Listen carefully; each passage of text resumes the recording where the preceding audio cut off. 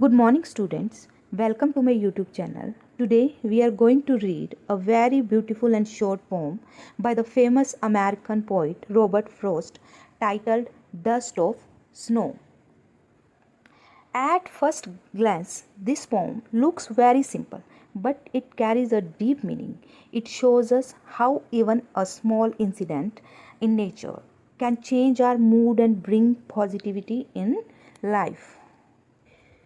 Let's start the way a crow जिस तरह एक कौआ शुक डाउन ऑन मी मेरे ऊपर गिरा गया द डस्ट ऑफ स्नो बर्फ़ की हल्की सी एक परत फ्रॉम अ हेमलॉक ट्री एक हेमलॉक के पेड़ से has given my heart a change of mood उसने मेरे दिल को दे दिया मन का बदलाव मीनिंग आफ्टर दैट इंसिडेंट कवि का जो मूड था वो एकदम से ही स्विंग हो गया and saved some part of a day I had ड्यूट और बचा लिया दिन का वह हिस्सा जिसमें मैं पछता रहा था so students what is the deep meaning of these lines Robert Frost की कविता डस्ट ऑफ स्नो एक छोटी सी घटना को बड़े जीवन संदेश से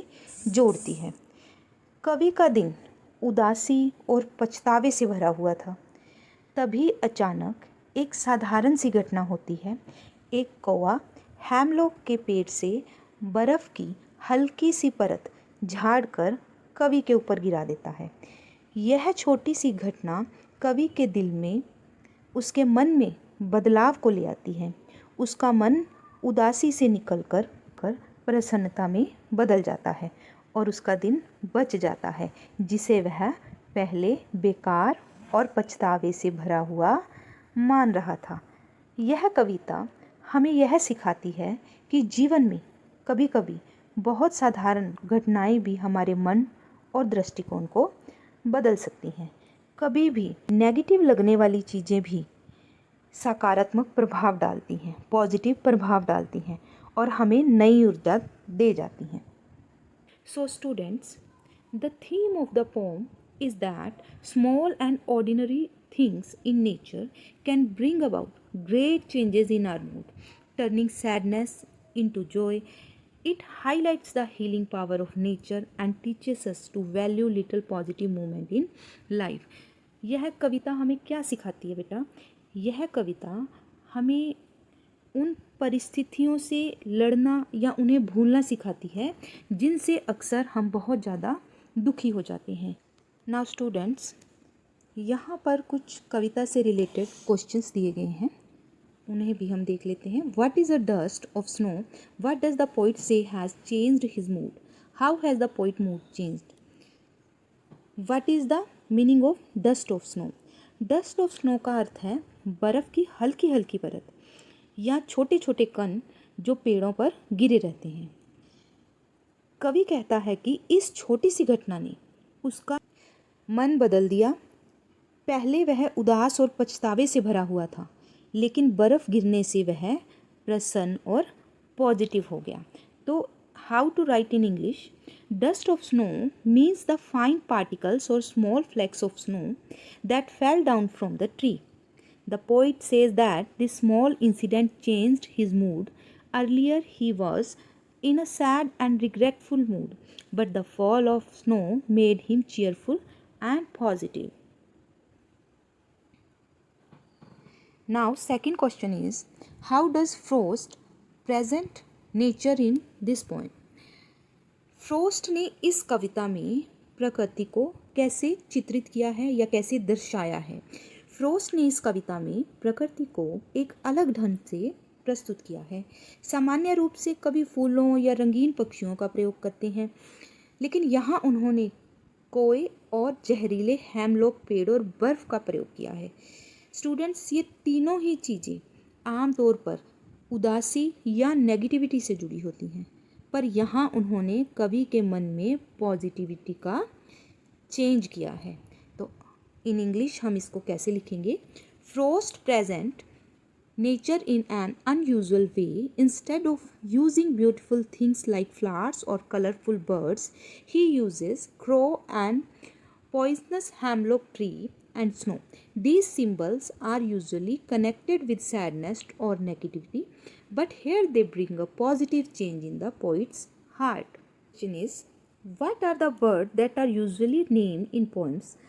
Do you think a crow is often mentioned in poems? What images come to your mind when you think of a crow? क्या आपको लगता है कि कभी क्रो का जिक्र हुआ है पोम्स में? एंड इस कविता को पढ़ने के बाद आपके मन में कैसी इमेज बनती है क्रो की? तो आंसर हम इस तरह से लिखेंगे। कविताओं में आमतौर पर बुलबुल, कोयल, कबूतर, मोर और गौरैया जैसे पक्षियों का नाम आता है। कौए का उल्लेख बहुत कम किया जाता है। जब हम कौए के बारे में सोचते हैं तो हमारे मन में कर्कश सी आवाज़, काला रंग और कुछ अशुभ या अप्रिय छवि आती है। In English, we can say that birds like nightingale, cuckoo, dove, peacock, sparrow are usually named in poems. A crow is really mentioned in poems. When we think of a crow, we imagine harsh sound, black color, and something unpleasant or unlucky. Next question is, again, what is a hemlock tree? Why doesn't the poet write about a more beautiful trees such as maple or an oak or a pine? क्या पूछा जा रहा है कि hemlock का tree क्या है? कवि ने और भी बहुत अच्छे अच्छे पेड़ हैं अपनी पोम में, उनका वर्णन चित्रित क्यों नहीं किया? कवि ने उन सुंदर पेड़ों के बारे में चित्रण क्यों नहीं किया? तो हम आंसर लिखेंगे, हेमलॉक एक जहरीला पेड़ है जिस पर छोटे छोटे सफ़ेद फूल लगते हैं। कवि किसी सुंदर पेड़ जैसे मैपल, ओक या पाइन का वर्णन नहीं करता, क्योंकि कवि यह दिखाना चाहता है कि नेचर की साधारण और अप्रिय चीज़ें भी जीवन में खुशी और सकारात्मकता ला सकती हैं।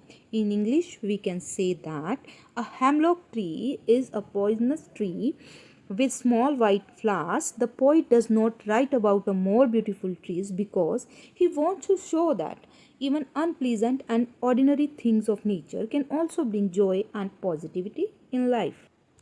Our next question is, what do the crow and hemlock represent, joy or sorrow?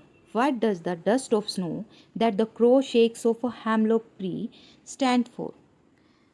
यहाँ पे हमसे पूछा गया है कि कोआ और हेमलॉक ट्री जो अशुभ माने जाते हैं वो इस कविता में जॉय और सोरो को कैसे दर्शाते हैं। और दूसरा क्वेश्चन हमसे ये पूछा गया है, हेमलॉक वृक्ष से कोआ जो बर्फ़ की धूल हिलाता है वह किसका प्रतीक है? तो आंसर है स्टूडेंट्स, कौआ और हेमलॉक पेड़ दुख, उदासी और नेगेटिविटी के प्रतीक हैं, लेकिन बर्फ़ की धूल खुशी और सकारात्मक का बदलाव का प्रतीक है।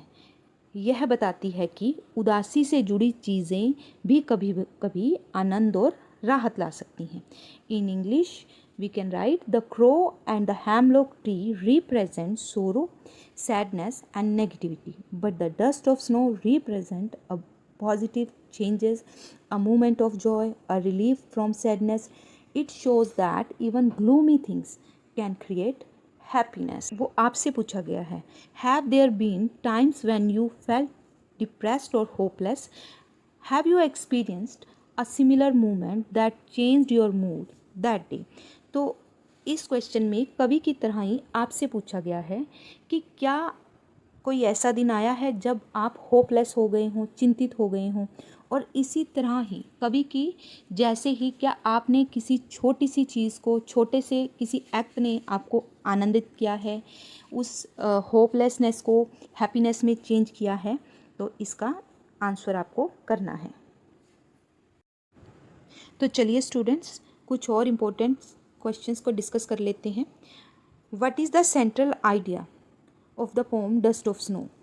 The central idea of the poem is that small incidents in nature can change our mood and bring positivity in our life. Even seemingly unpleasant things can create joy and save a wasted day. तो what is the meaning of these lines, कि कैसे छोटे छोटे जो act होते हैं हमारी life के, वो कैसे हमारे जीवन को बदल देते हैं। तो यही सेंट्रल आइडिया इस पोम का है, इसलिए हमें कभी भी निराश नहीं होना चाहिए। Second question, how does the pome reflect the healing power of nature. कवि ने नेचर की हीलिंग पावर को कैसे चित्रित किया है या दर्शाया है।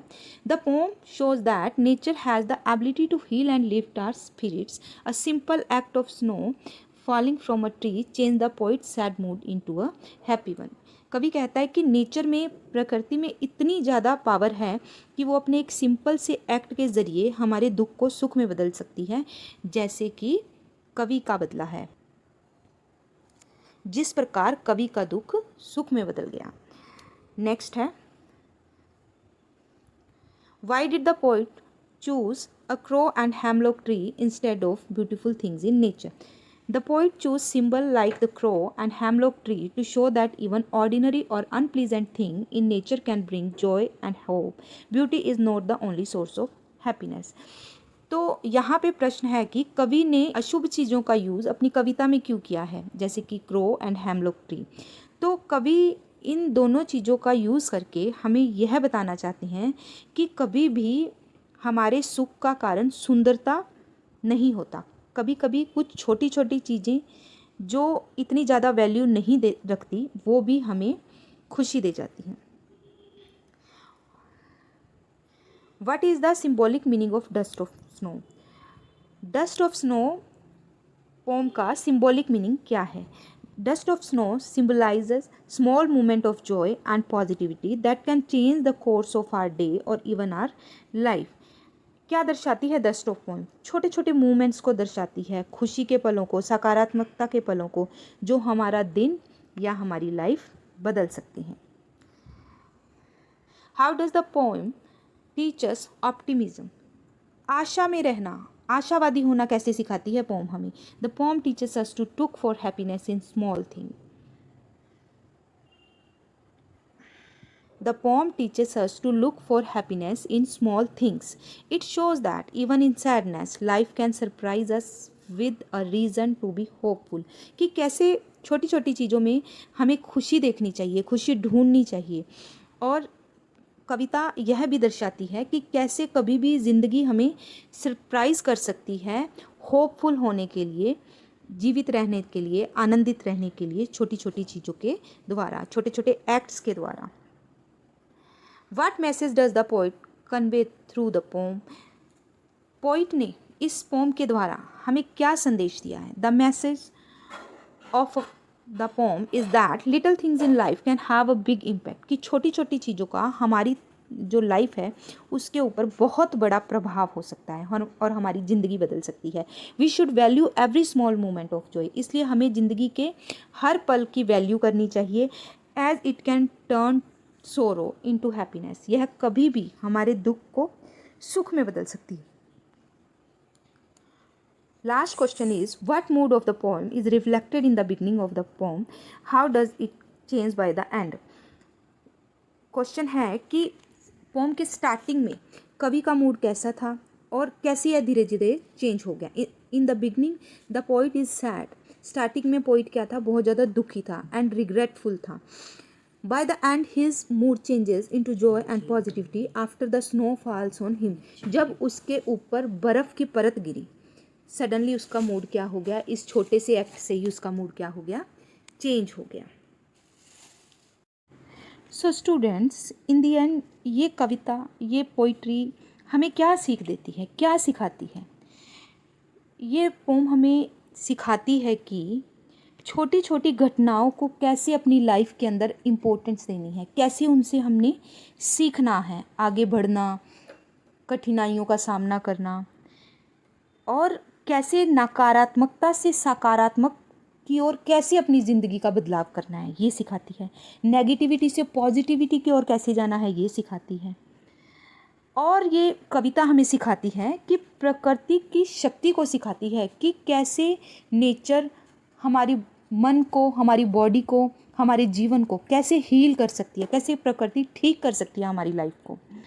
और लास्ट में मैं ये कहना चाहूँगी कि ये कविता हमें आशावादी रहना सिखाती है, हमेशा आशावादी रहना सिखाती है। यह कविता हमें यह संदेश देती है कि उदासी और निराशा में भी अचानक कोई भी छोटी सी बात हमें खुश कर सकती है। इसलिए हमें हमेशा ऑप्टिमिस्टिक रहना चाहिए, आशावादी बने रहना चाहिए। तो students, thank you so much for watching my video. Please like, subscribe and share the video. Till then, take care. Bye bye.